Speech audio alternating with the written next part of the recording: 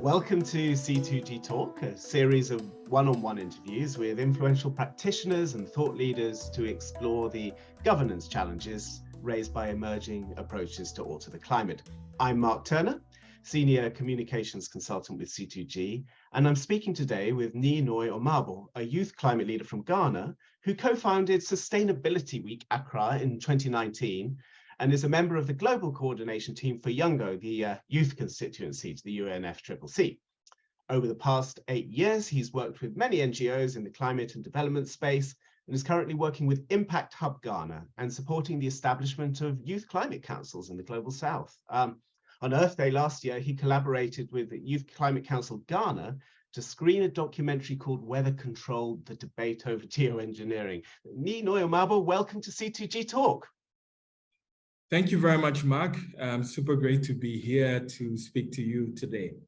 Fantastic. Well, let's begin with where you started. What motivated you to work on and get into the climate change sphere? What are you seeing around you in Ghana right now, and what do you see sort of coming over the next few years?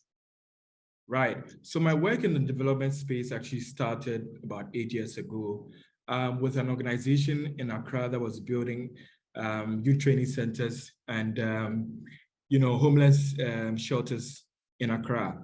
I finished high school, and I just appeared as a person who was genuinely cared about people, and in the future, got to the environment. But it was first, just caring about the city and some of the things that were happening. And so I joined this organization where we're providing for people who lived in the streets of Accra. From there, my advocacy work in the development space transformed when I joined the University of Ghana. So at the University of Ghana, I was part of AIESEC, one of the largest youth organizations in the world working on SDGs. I was also organizer for Amnesty International campus. I was organized for Red Cross Society. I was doing stuff with PPAG, which is like a reproductive health and rights group. But at a point, somewhere around 2019, Africa Climate Week, an organization called Young Reporters on the Environment, which is quite also like an international group, came closer to the University of Ghana to do a Fridays for Future campaign. So when people ask me how I got involved in the climate space, I often say I was influenced by the Greta effect. Very much unconventionally, especially, because for people in the Global South, skipping school to campaign really wasn't really the most obvious thing because we have poorly resourced schools and access to education is quite limited. But I still felt the need to be part of this movement. So from there, I started to learn more about the climate change challenge, read more. I joined online campaigns, that was trying to demand for justice, ensure that perspective of young people and people from the Global South are well represented. So it's changed so much from that to the work I do today with the youth climate movement, with YOUNGO, having been part of Green Africa Youth Organization, starting an organization of my own, Sustainability Week, which I started also. In terms of climate challenges and how Ghana is being affected, one of the most evident one is the sea level rise, which is quite obvious. In the Kita region, almost every year, we hear in the news, that the Kita tidal waves has happened again. It's cleared out communities, it's destroyed educational facilities. But also, like, as a person who's lived in a coastal community and very much attached, so I'm a Ghanaian, which is like a clan in urban Accra. We've seen how artisanal farmers and informal fisher folks are recording low catches of their fish. A greater part of it is the coral reefs, which are being destroyed because of increased heat waves, and the fact that there's just low catch. But it's also connected to economic needs and how it affects women, for instance, who depend on the fish, to sell, to take care of their children and so on. And how much awareness do you see, especially amongst young people, but also more generally, that some of these things that are happening, like lack of fish and so forth, is linked to climate change? How sort of upfront is this debate in Ghana right now? Well, I think generally it's a growing discussion. I'll be honest to say that the lack of economic opportunities often clouds your mind in seeing climate change as a very eminent issue. That's what I think is a challenge for young people. And even in the opportunities that exist, for example, they'll say in Africa, we have agrarian lands, and so we can go into agriculture and so on. Climate change doesn't make it easy for young people to be involved in agriculture because, the increased wave, the change in rainfall patterns, it's affecting agriculture, which could be an opportunity for young people to easily get themselves involved in. So it's quite of a challenge, but I think that social media has made it quite easier for young people to know about these challenges. So the growing movement that we are seeing, young people are seeing what is happening online and seeing that truly the climate changes are happening, truly are issues of flooding that we face in Accra, perennial flooding, is connected to the plastic challenge, but also very much connected to the climate challenge. And so it's a growing movement. So tell me a little bit about Sustainability Week, Accra. Tell me about how you set it up, what kind of response you had, what kind of action it's leading to. Yeah, so we started Sustainability in 2019, later part of it.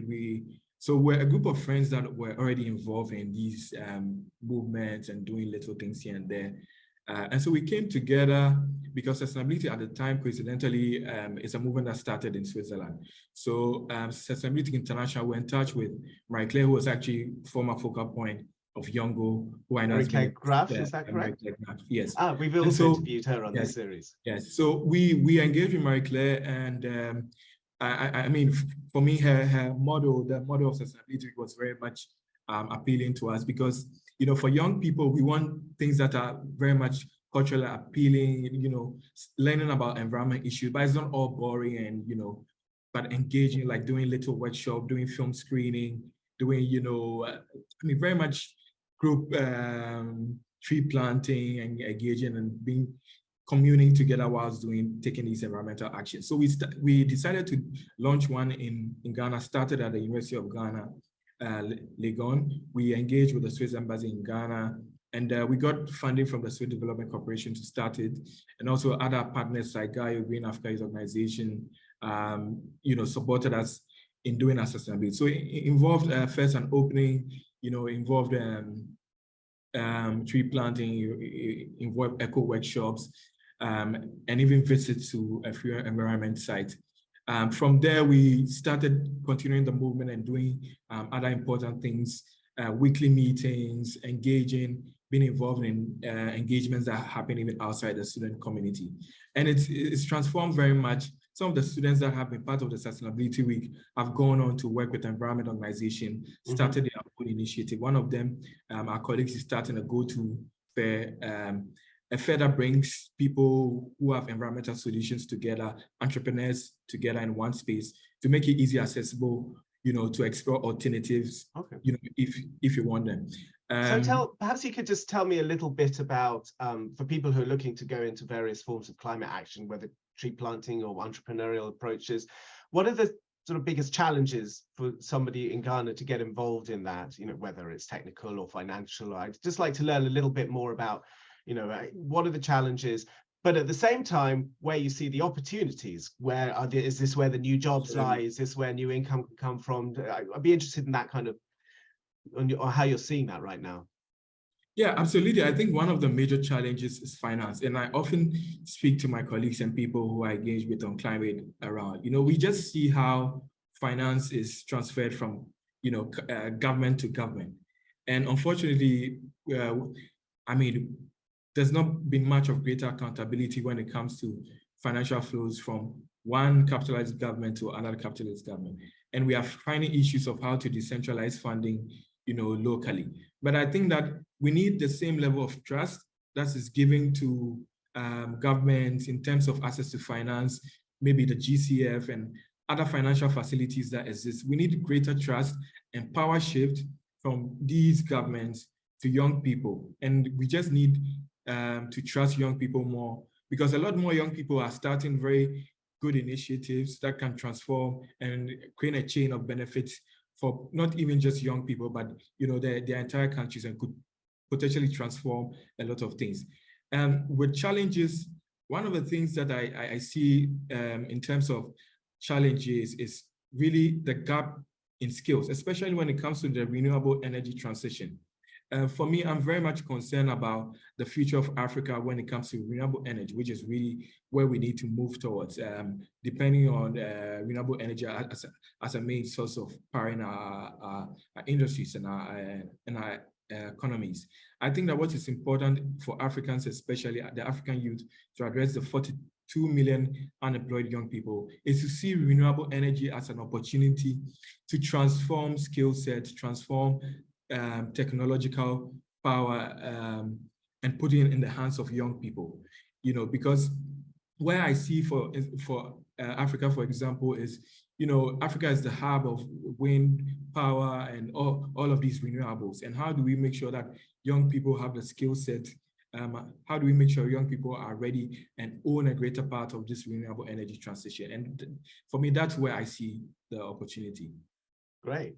Well, I want to sort of take a step onto the world stage now, because you've been involved in YOUNGO and the UNFCCC. How did you initially make that leap from essentially local action to getting involved on the international stage? And what both attracts you, but maybe also makes you think, this needs to be improved about the international processes, the conferences of the parties and so forth? I'd be interested in your journey there and how you encountered this and how you feel about it now. Well, I think that obviously you can only do too little if you try to do local action. And that's what has been the main influence for me to be part of the global youth climate movement. Because, you know, it's just really the case that you can only build a greater community of people who want to transform our societies if you work with people, I mean, internationals and, you know, globally. And so that's really been the main influence. I've been part of the COP process for some time. Preceding COP26, I was, like you mentioned, be part of YOUNGO and done a lot of work with the Cities Working Group, the NDC Working Group, and also being part of GCT, helping with selections. And certainly what I can say with the entire negotiation process is that I understand the point that it's very much difficult for 196 countries to come at a consensus on different things regarding our climate. You know, but I think that given the urgency, given where our world needs to go, given the current overshoot situations that we may have, it's very much important for us to think of a global system of negotiating, global system of agreeing on climate policies and negotiating in a more transformative way than we have now. So I certainly, understand the complexities, but I do think that we need to think of a greater global governance framework that helps us, to address the climate change issues in a more eminent manner. And in your experience, because there's obviously been a move at many of these meetings to bring young people on board. At the same time, sometimes young people have said, well, we're there, but we're not necessarily feeling heard. What is your general sense on how that's developing? Are we seeing the concerns of young people sufficiently heard and beyond heard, acted upon and responded to and built into, whatever policy emerges from that? How is that working in practice at this international level? Yeah, what I can say is that, having been in the COP process and other international engagements, I think that generally for young people, we are treated as just the observers that we are. So young people have, draft position papers that so for example, at the SBs, as part of the technical engagements at the SBs, YOUNGO had the opportunity to draft their position on where they want, us to go to in our next phase of our NDCs and in the global stock take process, what we should put as priority. But I think that being an observer doesn't really give you the power to really, equal footing of power to make positions that are really considered. And even when you look at the observer constituency, you see how YOUNGO as a youth observer is given often in these negotiating meetings, given 1 rep, and other constituency are given 5 reps, 6 reps, considerable number of representatives to be on the table of discussion. So I think that, I understand the complexity, but I think that if we truly understand how young people can shape the discourse, because we feel that the pressing need to address the climate injustices that are happening, we would consider and change how the framework of how youth representation in these policy discussions are. So give me one example of how you might change that. If you had a magic wand, and well, none of us have a magic wand, but if you could basically say this procedural change would really help, get youth voices heard and responded to better, what would that be?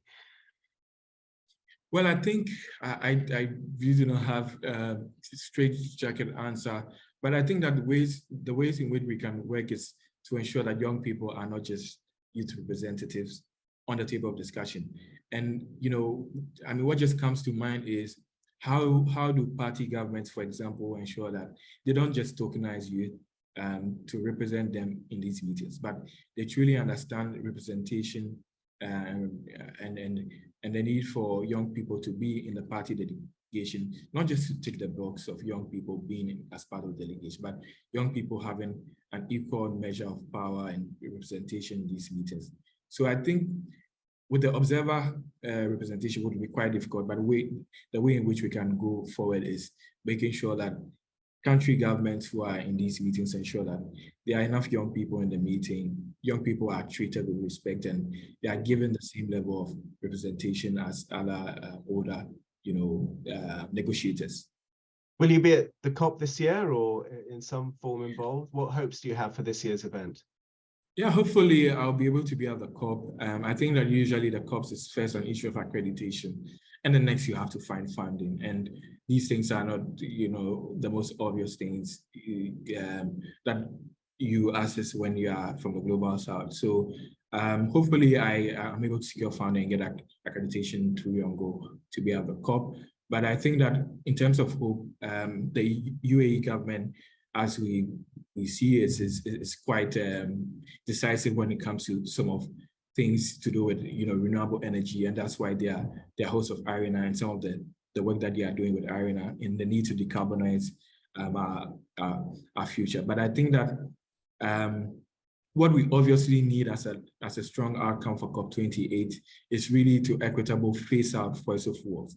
And if we don't deliver in a much stronger message at the COP28, then I think we are not on track in terms of delivering justice for people and planet. So I think that hopefully having a COP28 president is sort of associated to the oil industry doesn't necessarily narrow down the discussion and the important outcome of COP28. Okay, great. Well, I want to change tack now.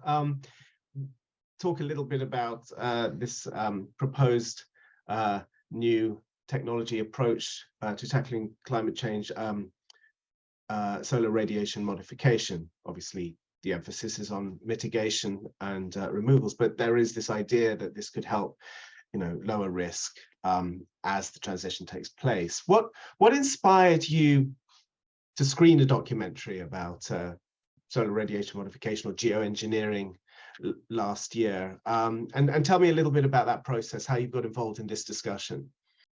Right. So I remember close to Earth Day, we wanted to screen a film that could engage young people because it was an important day to mark. So I engaged with Silver Lining. Joshua, unfortunately at the time, was working on international strategy with Silver Lining. So Joshua recommended this film, that we could screen. And when I first watched the film, I was totally confused. Because typically I'm from a non-science background, I'm more of a social science person. And so I was totally confused. In fact, I watched the documentary for a second time and it was, again, very confusing. And I had to watch a third time to really understand geoengineering and the discussion around it and why it's important. And so we filmed the screen in Ghana at Green Africa Youth Organization. And we had a few panel discussions as part of the film screening. We had people who were working, we had one geomatic engineer, we had one youth rep, and somebody who was working with the government on geoscience. So I guess the first reactions from young people who were in the meetings was, okay, they didn't know there's something called geoengineering and solar radiation modeling. So for many young people who were in that meeting, it was the first time of hearing about it. It was the first time knowing anything on that track. And I guess from some of the feedback that I got from the young people who were there, they were very much happy that, at least they got to know about this thing that's happening. And not just a regular filming of environment film, but, great learning coming from it and being immersed in science as well. So what kind of initial reactions did you get beyond, well, this is very interesting to know about?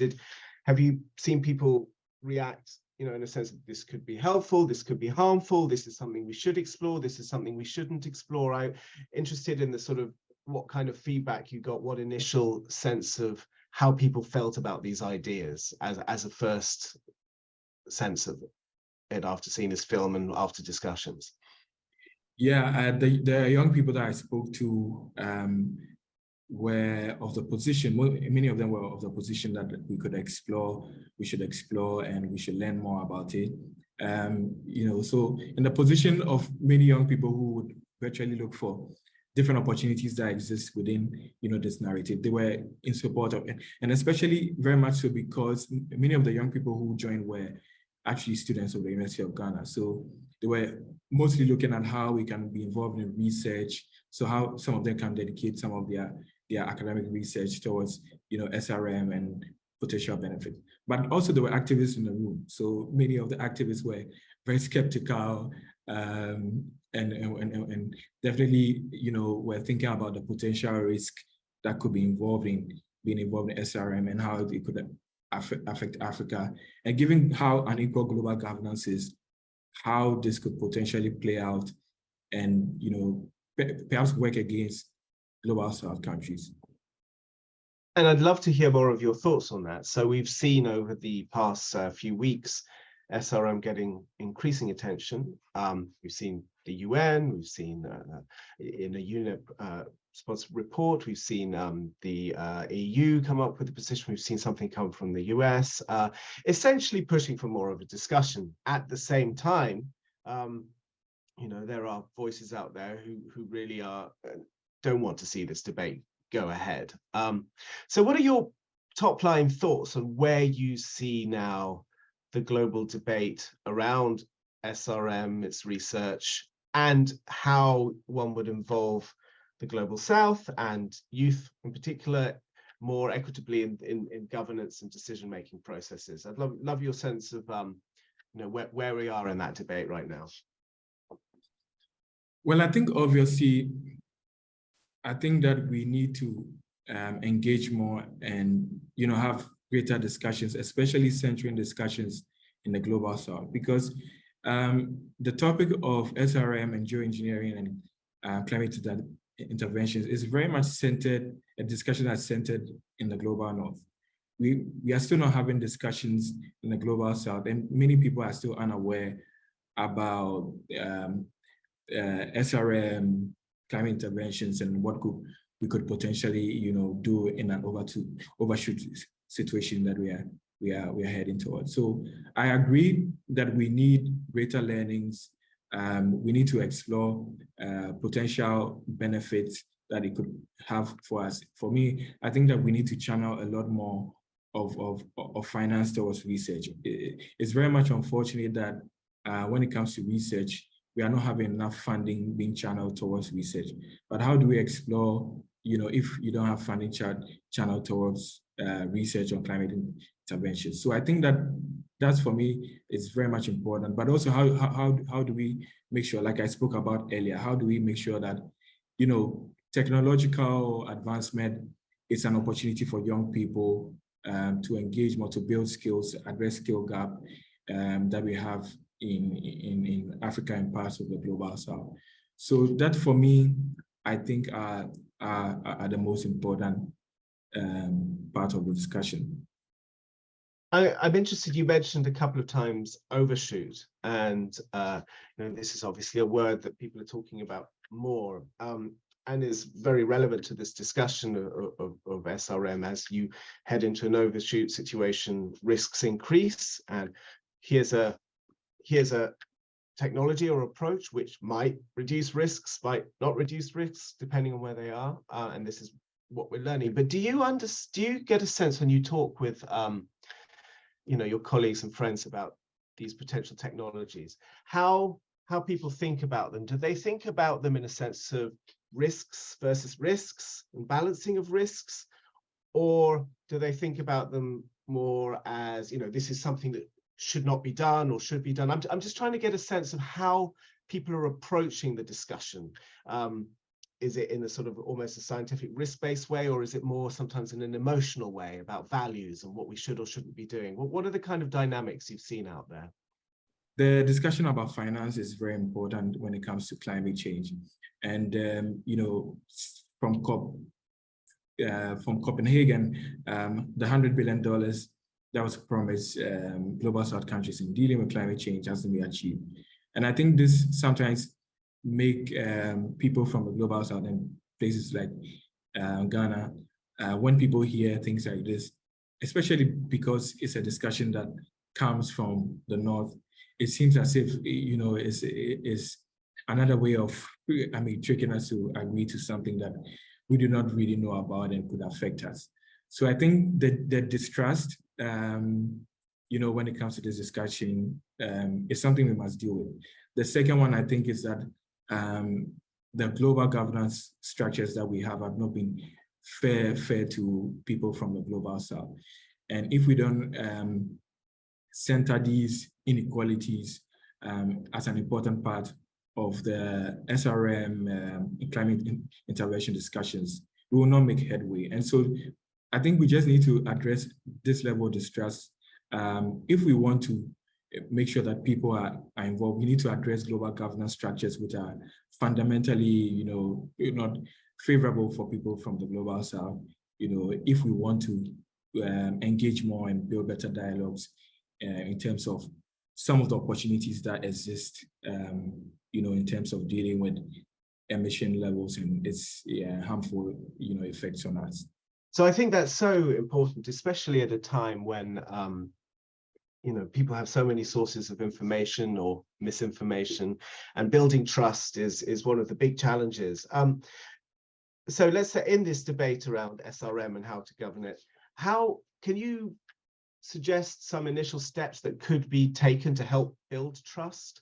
What kind of things could be done to help get that rapport and get a confidence that this isn't some trick or whatever, that there's a discussion to be had to decide whether or not this is an approach that might be taken? What kind of things could help build that trust? I think the way in which we can first, build trust is better dialogues. And that's why, example of this podcast is important, because we continually need to engage and learn and unlearn different aspects of, a system that has been unfair and how to build better dialogue. So first of all, I think it requires us to engage more in terms of dealing with distrust. Second of all, I think that, in terms of SRM and some of the solutions that exist, places like Africa shouldn't be the experimental hub.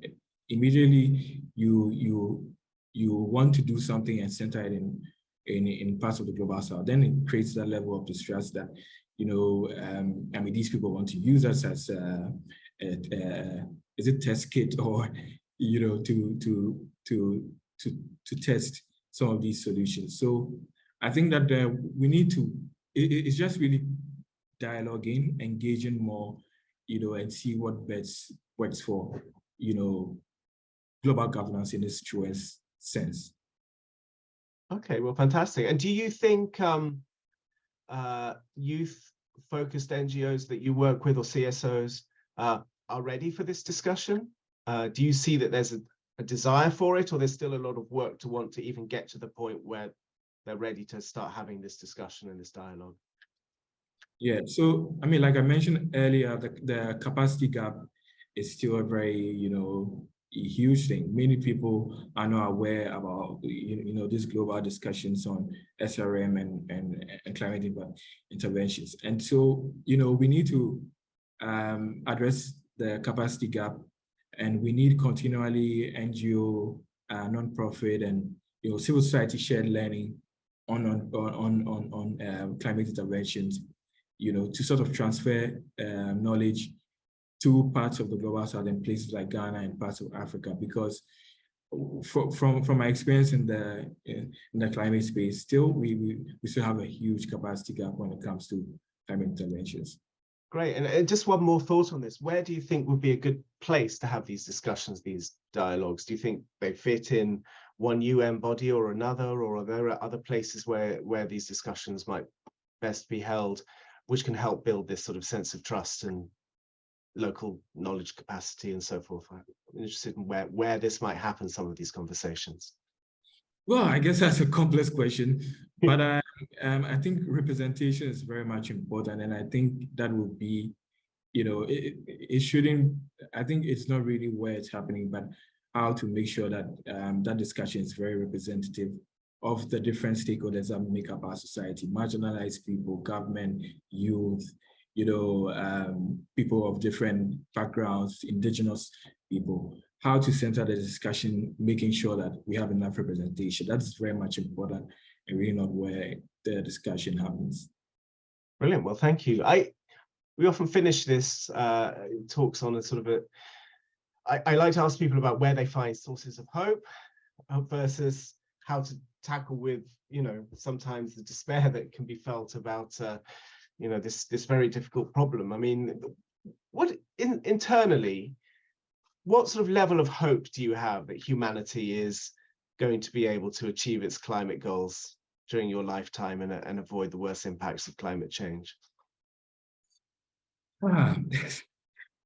Yeah, this question is always, the most difficult question for me. Also because, being a climate activist and also being like a very reflective person is often very, very hard.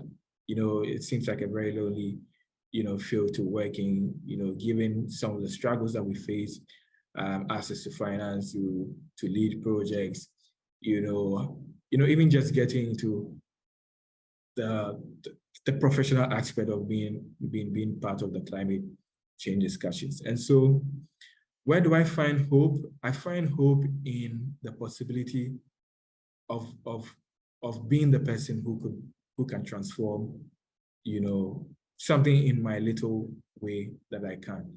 And these days I think about, being in political governance a lot. Somebody who I very much admire often says that, the sky is the limit, but politics is the lid.